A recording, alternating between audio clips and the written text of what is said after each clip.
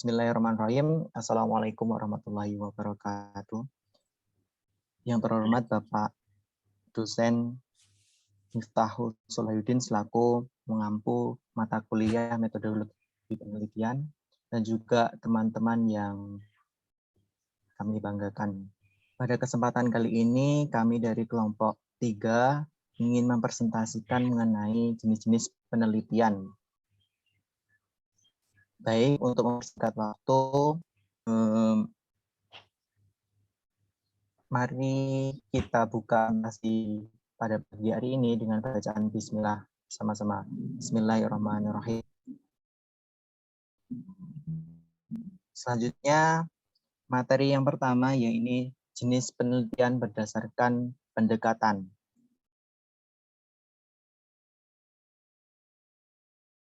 Lanjut, Mbak.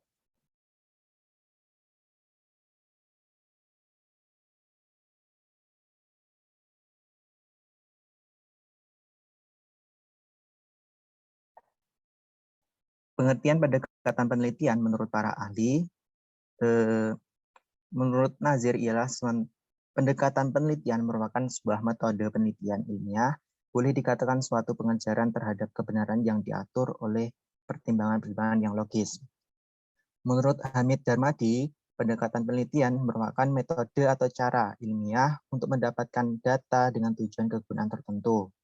Dan menurut Ari Kunto, metode penelitian adalah cara utama yang digunakan peneliti untuk mencapai tujuan dan menentukan jawaban atas masalah yang ditelitinya. Nah, dapat disimpulkan bahwasanya pengertian dari metode pendekatan penelitian adalah keseluruhan cara atau metode ilmiah yang memuat tahapan penyelesaian masalah, menganalisis data, serta membuat kesimpulan dengan tujuan menentukan jawaban atas masalah yang sedang ditelitinya. Nah, di jenis penelitian berdasarkan pendekatan ini dibagi menjadi 3, yakni penelitian yang pertama, penelitian kualitatif. Penelitian kualitatif adalah salah satu prosedur penelitian yang menghasilkan data deskriptif berupa ucapan atau tulisan dan perilaku orang-orang yang diamati. Penelitian kualitatif research juga merupakan penelitian yang dilakukan untuk menjawab permasalahan yang memerlukan pemahaman secara mendalam. Adapun contoh mengenai penelitian kualitatif yaitu status hak waris anak dari pernikahan secara perspektif fikih kontemporer. Ini judul yang menggunakan penelitian pendekatan secara kualitatif, yang mana pendekatan yang digunakan dalam judul tersebut yaitu kualitatif, yang datanya berupa teori-teori atau konsep-konsep tentang status hak waris anak dari pernikahan yang fasah. Karena hubungan sedarah ditinjau dari hukum Islam.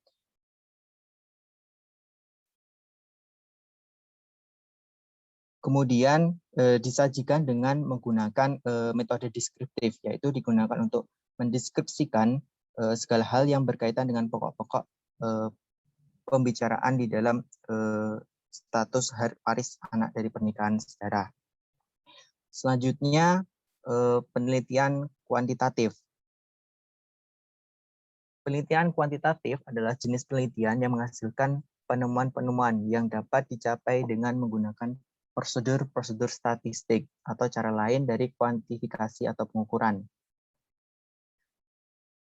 Penelitian kuantitatif ini juga didefinisikan sebagai penelitian untuk menjawab permasalahan melalui teknik pengukuran yang cermat terhadap variabel-variabel tertentu, sehingga akan menghasilkan kesimpulan secara umum.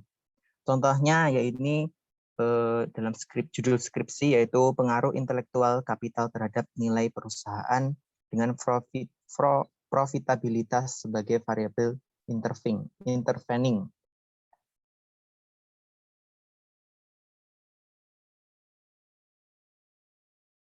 Nah, selanjutnya yaitu penelitian pengembangan. Penelitian pengembangan adalah suatu metodologi riset yang mampu mengembangkan suatu produk pendidikan sehingga berpengaruh kepada kemajuan zaman. Maksudnya di sini ialah penelitian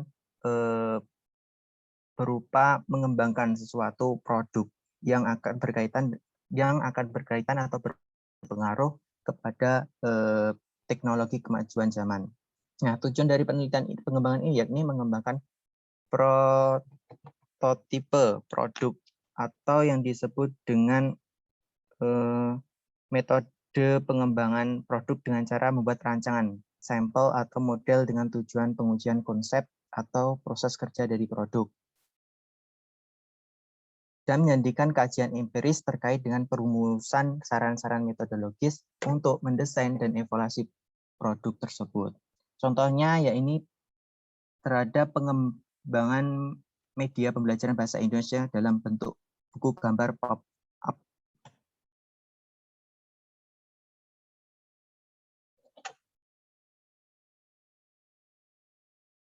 Selanjutnya akan disampaikan oleh materi berikutnya.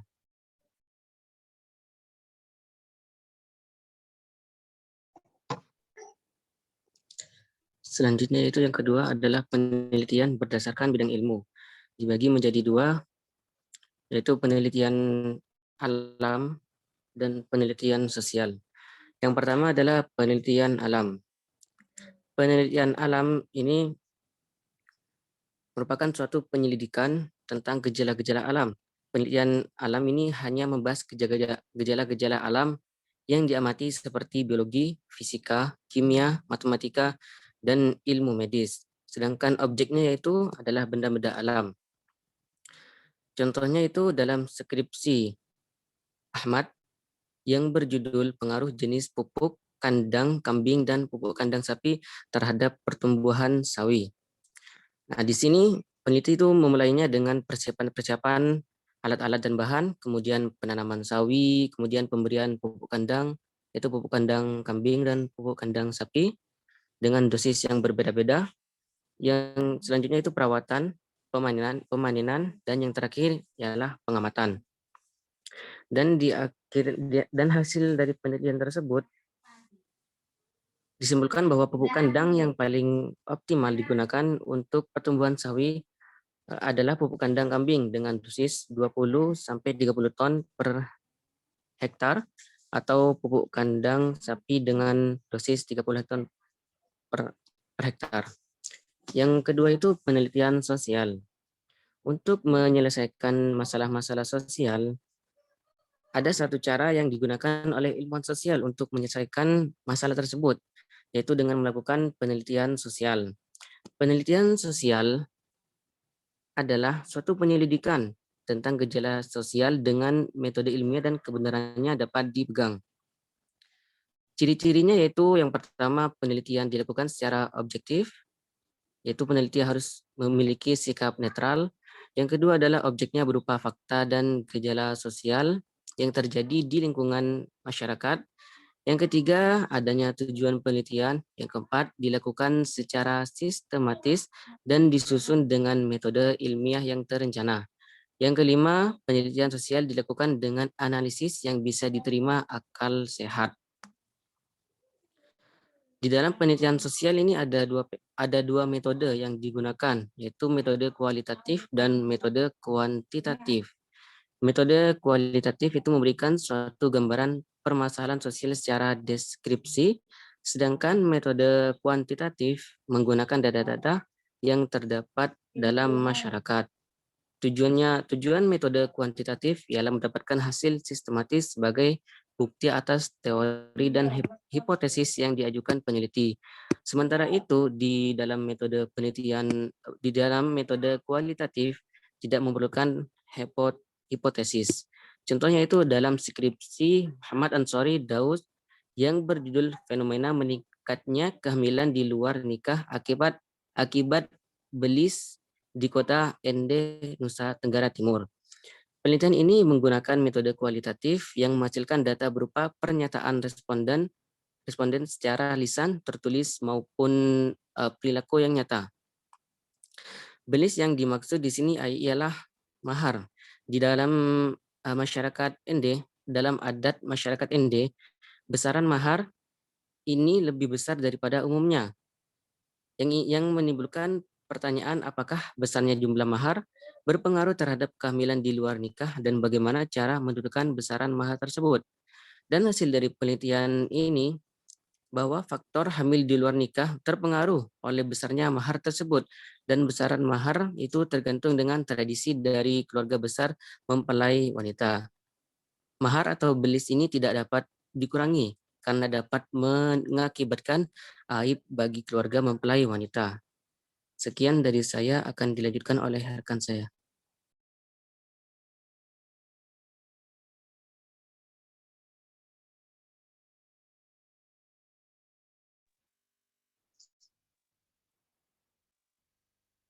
Baik, selanjutnya saya akan menjelaskan mengenai jenis-jenis penelitian berdasarkan data atau sumbernya. Nah, dari makalah ini kami telah membahas mengenai pengertian data. Bedanya data sama informasi ya. Nah, jadi data itu adalah sesuatu yang belum memiliki arti, dalam artian dia belum diolah. Sedangkan informasi itu hasil dari pengolahan data. Nah, singkatnya seperti itu. Sebagai contoh, saya di sini ada contoh itu di makalah ada data atau bayaran seorang advokat. Jadi kalau misalnya dalam 1 bulan itu seorang advokat menangani 5 kasus, itu berarti 5 kasus dan dalam setiap satu kasusnya dibayar seberapa gitu misalnya contohnya. Nah, jadi 5 kasus itu sama biayanya itu masuk ke data, sedangkan informasinya itu dapat disimpulkan kalau misalnya 5 dikali dengan berapa biaya per kasusnya yang si advokat tangani. Terus yang kemudian itu di sini ada beberapa pembagian data. Yang pertama itu data berdasarkan sumbernya. Nah, data berdasarkan sumbernya ini ada data primer dan data sekunder. Nah, data primer itu adalah data yang diperoleh atau dikumpulkan oleh peneliti secara langsung dari sumbernya. Nah, data yang ini, data primer sifat itu atau baru atau gitu. Nah, untuk mendapatkan data yang primer ini bisa dilakukan dengan cara observasi secara langsung gitu. Jadi datang langsung ke lokasi, ke objek yang diteliti gitu. Yang diobservasi terus bisa berupa wawancara, diskusi ataupun kuesioner. Yang kedua itu ada data sekunder. Nah, data sekunder ini adalah data yang diperoleh dari sumber yang telah ada sehingga peneliti tidak bertindak sebagai tangan kedua. Sehingga peneliti itu hanya bertindak sebagai tangan kedua. Jadi kalau misalnya yang primer tadi kan penelitinya langsung datang ke lokasi atau ke objeknya, langsung datangi objeknya, langsung mengadakan wawancara. Sedangkan kalau misalnya sekunder ini melalui kayak data-data yang sudah ada, yang sudah dijelaskan seperti buku, laporan, jurnal, atau enggak datang ke catatan kepala daerah gitu, bisa kayak datang ke situ. Nah, ini bedanya data primer dan data sekunder. Terus yang kemudian itu yang kedua ada data berdasarkan sifatnya. Slide selanjutnya. Nah, data berdasarkan sifatnya ini ada kualitatif dan kuantitatif. Nah, tadi kan sudah dijelaskan oleh pemateri sebelumnya apa sih pengertian data kualitatif dan kuantitatif gitu kan. Nah, kalau di sini data kualitatif itu adalah data yang berupa kata-kata, bukan dalam bentuk angka. Data ini bisa diperoleh melalui wawancara, diskusi, dokumen atau enggak gambar, hasil cetak tangkapan gambar, video atau observasi yang telah dituangkan ke dalam transkrip. Jadi kayak misalnya nih data-data hasil rekaman video atau rekaman itu nanti datanya itu kan akan diproses ke dalam tulisan dalam transkrip. Nah, ini maksudnya adalah data yang kualitatif. Yang kedua itu ada data kuantitatif. Nah, kuantitatif ini adalah data yang berbentuk angka atau bilangan. Nah, biasanya ini data kualitatif ini dapat dianalisis dengan penghitungan matematika atau statistika. Nah, di dalam makalah saya sudah menjelaskan atau membagi lagi data-data kuantitatif gitu. Nah, dari pembagian data kuantitatif itu ditemukan bahwa di sini ada data diskrit sama data kontinu. Nah, data kontinu itu berdasarkan pembagian dari data kuantitatif. Nah, diskrit itu adalah data yang berbentuk angka bilangan yang diperoleh dengan cara membilang. Intinya kalau data diskrit itu bisa ditambahkan gitu. Misalnya contohnya ini, jumlah mahasiswa kelas A itu ada 34 orang. Terus mahasiswa Fakultas Syariah itu ada kurang lebih 500 orang. Nah, jadi itu kayak bisa ditambah gitu. 3, 4, dan 500 orang kan bisa ditambah. Terus yang kedua itu ada data kontinum atau kontinu. Nah, data ini adalah bilangan yang diperoleh berdasarkan hasil pengukuran. Nah, bisa pengukuran itu berarti dalam artian dia setelahnya ada satuannya gitu. Contohnya kayak 170 cm, suhu udara Kota Malang itu 16 derajat Celcius, terus dan lain sebagainya. Kemudian ada kuantitatif juga bisa dikelompokkan lagi ke dalam 4 jenis. Itu ada data nominal, ordinal, interval, dan rasio. Nah, ini untuk lebih jelasnya bisa dilihat langsung dari makalahnya. Kemudian itu ada di sini data berdasarkan jenis data berdasarkan sumbernya. Nah, di sini ada data internal dan data eksternal. Nah, data internal itu data yang menggambarkan situasi atau kondisi pada suatu organisasi secara internal. Dalam artian kita menggambarkan itu kayak data-data yang bisa diperoleh dari organisasi itu sendiri. Misalnya dari organisasi itu sendiri. Misalnya dalam satu organisasi kita bisa mendapatkan data keuangannya, data pegawai, terus data pengurus harian. Itu kan datang dari ini sih, kayak dari internalnya, internal perusahaan kan. Kita bisa dapat data itu dari dalam perusahaan. Misalnya kayak data berapa gaji pegawainya, terus kayak data keuangannya, terus kayak data shift pembagian kerjanya itu bisa dilihat dari data internal. Yang kedua itu adalah data eksternal. Ini adalah data yang menggambarkan situasi atau kondisi yang ada di luar organisasi. Nah, kalau internal kan bisa didapatkan dari dalam perusahaan. Kalau misalnya eksternal ini dari luar. Contohnya nih, kayak penggunaan produk oleh konsumen. Kan perusahaan itu data itu datang dari luar gitu. Kayak harus ada objek dari luar yang mengakibatkan data ini ada. Contohnya konsumen itu kan kayak dari luar perusahaan. Nah, terus kayak persebaran penduduk itu kan kayak bukan dari data internal. Terus tingkat kepuasan pelanggan itu masuk di dalamnya. Sekian dari penjelasan mengenai jenis penelitian berdasarkan sumber data. Kemudian akan dilanjutkan oleh pemateri setelahnya. Oke, terima kasih atas waktunya. Saya akan menjelaskan tentang bagaimana pembagian jenis penelitian berdasarkan waktunya. Yang pertama ada data cross-seksional, yang kedua ada data longitudinal. Jadi berdasarkan waktunya, penelitian ini secara garis besar dibagi menjadi dua, yaitu cross-seksional dan data longitudinal. Nah, cross-seksional itu yang bagaimana? Jadi cross-seksional adalah data yang penelitian yang dilakukan pada satu waktu saja dengan mengambil dari beberapa sampel atau objek penelitian. Jadi penelitian ini dilakukan di satu waktu saja dalam kurun satu waktu, tetapi mengambil beberapa objek penelitian. Bedanya dengan longitudinal merupakan sebuah penelitian jangka panjang yang objeknya itu hanya diambil satu saja, tetapi beberapa kurun waktu. Itulah mengapa ini disebut sebagai penelitian jangka panjang. Oke, berlanjut ke contohnya, yaitu untuk cross-seksional itu contohnya yaitu variasi penentuan wali hakim di KUA. Kecamatan Gempol, Kabupaten Pasuruan tahun 2016-2018 perspektif KHI. Nah, ini meskipun dalam jangka panjang tahunnya 2016 sampai 2018, peneliti itu mengambil datanya tepat di tahun 2018 saja ketika dia akan membuat skripsi ini. Jadi karena itu pengambilan datanya dilakukan dalam satu waktu, itu bisa disebut penelitian cross-seksional. Sedangkan untuk penelitian longitudinal ini terbagi menjadi 3 penelitian, yaitu yang pertama time series, maaf itu salah ketik ya, bukan time series, tetapi time series, yaitu penelitian di mana pengambilan satu objek, tapi di banyak titik waktu, yaitu hakikat dari penelitian longitudinal itu sendiri. Yang kedua ada studi panel, yaitu kebalikannya, objeknya banyak, tetapi waktunya juga banyak, seperti itu. Yang ketiga ada studi kohort, yaitu terdapat kesamaan sifat pada banyak objek dari berbagai waktu. Oke, untuk contoh studi longitudinal, karena studi longitudinal ini banyak dilakukan pada penelitian ilmu-ilmu alam, maka contohnya adalah pengaruh pemberian susu formula terhadap bayi berumur 0 sampai 6 tahun, 6 bulan, 6 tahun juga bisa, terhadap kejadian kanker saluran pencernaan di Kota Padang.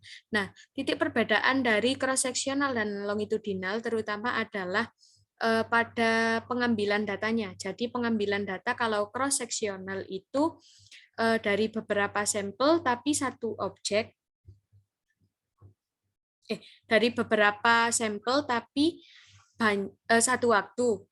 Sedangkan longitudinal dari satu objek di banyak kurun waktu, seperti itu. Nah, yang banyak digunakan oleh mahasiswa ini tentu saja penelitian cross-sectional, karena penelitian ini lebih terjangkau karena kurun waktunya hanya sebentar dan meskipun membutuhkan banyak objek,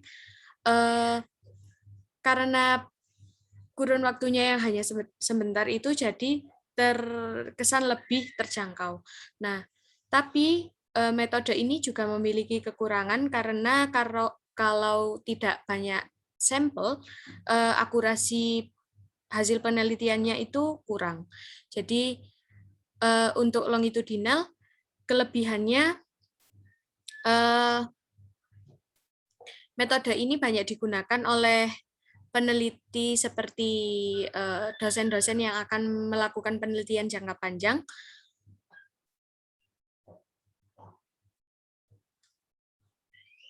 Jadi akurasinya itu lebih bisa didapatkan daripada cross-sectional. Sedangkan kekurangannya yaitu kurang terjangkau dan jangkauan waktunya lebih lama, seperti itu. Sekian yang dapat kelompok kami sampaikan, mungkin penutup dari moderator. Mas Rohim, silakan. Terima kasih banyak kepada materi. Mungkin itu dari kelompok ketiga. Sekian. Jika ada salah atau kata, mohon maaf yang sebesar-besarnya. Sekian, wassalamualaikum warahmatullahi wabarakatuh.